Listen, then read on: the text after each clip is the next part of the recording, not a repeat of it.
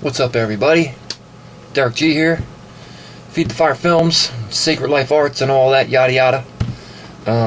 This is going to be a quick little health log. I'm going to recap my whole situation really quick right from the get-go, so anyone who's watching for the first time, it starts on page 1, and they don't have to go back to the other however many 10 videos or whatever it is. In February of 2018, like around Valentine's Day, I twisted my arm in my sleep so bad that I tore my deltoid, my tricep, my bicep, and 2 muscles under here that are connected to all that, part of my lats.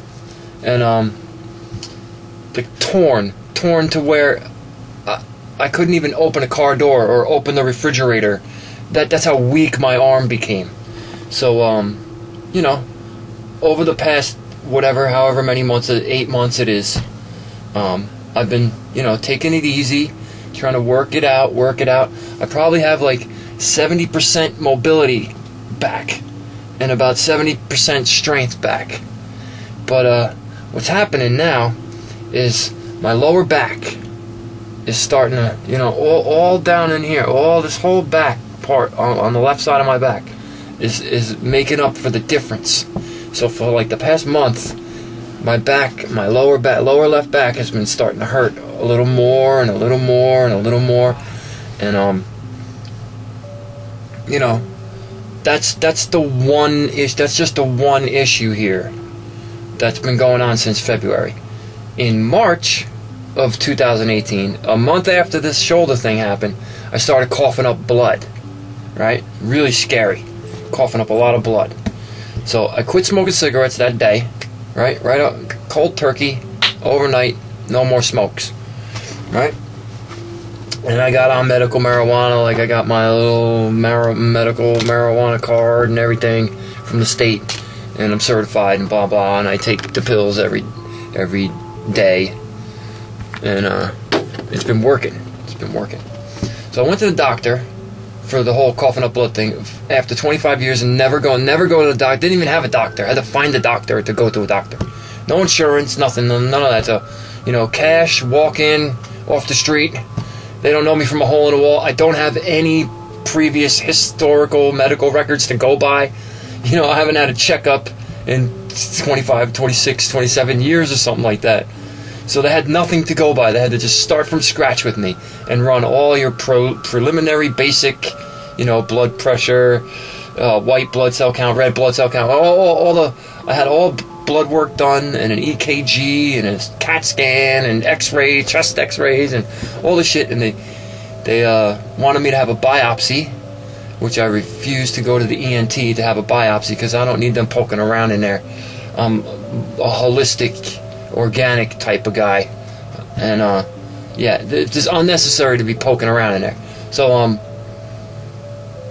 that never happened. Never had a biopsy, so they could never give me a definitive diagnosis on what's wrong with me. They don't know why I'm coughing up blood. They saw some things, some sketchy things in my X-rays and CAT scan that led them to believe that I might have emphysema or COPD from smoking cigarettes for 30 years. Even though my blood work and my lung capacity tests and my breathing tests and all that don't seem to show that many years of smoking. But, you know, the guy was surprised. The doctor was surprised that I actually still have good lung capacity for smoking a pack a day. Yeah. And it's because I smoked marijuana side by side for 30-something years. Side by side, every day. Cigarettes, pot, cigarettes, pot, cigarettes, pot. But probably more pot than cigarettes, to be honest. And to me, that's what kept my lungs in decent shape. So I don't necessarily believe I have cancer or COPD or emphysema. I do get out of breath, you know, a little quicker than I used to, but I'm 47 years old. I'm not 27 anymore. So, you know, with that, I will say that for the past 2 weeks, I haven't coughed up any blood. I've stopped coughing up blood. I had a relapse in September where I stopped coughing up blood for like the second week of September. I stopped coughing up blood, And then because of my shoulder pain and my causing this back pain down here, I took a whole bunch of Aleve, which I shouldn't have done. I took too many Aleve at once, and it thinned my blood out so much that the blood vessels in my throat that I believe I broke by wrapping my album broke open again, and I was drowning on blood one day, and I coughed up like a pint of blood into my kitchen sink, and it was a horrible nightmare of a horror scene in my kitchen, all by myself. Nobody was home. I had nobody to call for help. You know what I mean? Scary. And I coughed up blood, and I passed out on the kitchen floor, and blah blah blah. And that was a month. That was like a month ago, about 5 weeks ago. And since then, you know, I just stuck with my normal routine, stuck with my normal diet, my you know,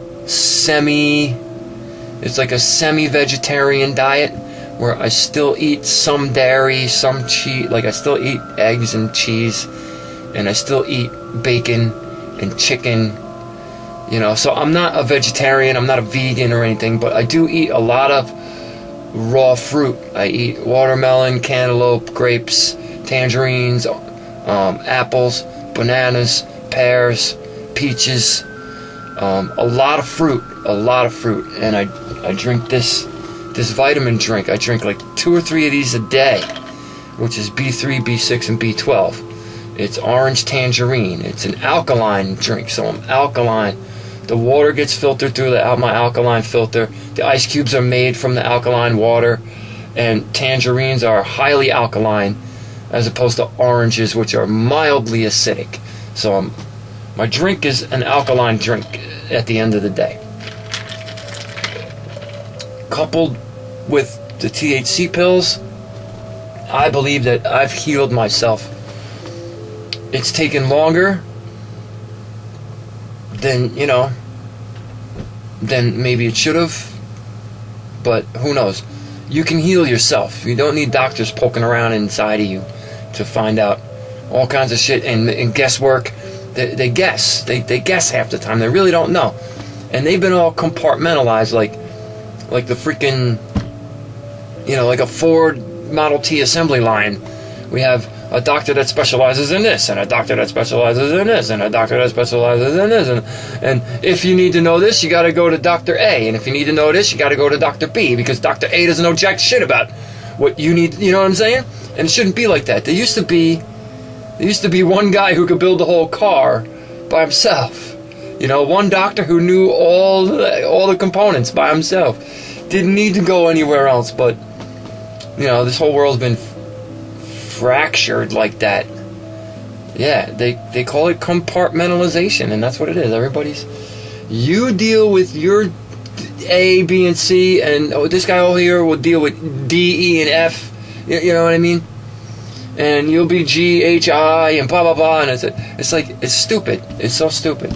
Everyone needs more. These doctors need to round their knowledge, medical knowledge, because, you know, the doctor I talked to, that I went to see my doctor, he told me medical marijuana and smoking pot isn't going to help me in any way whatsoever.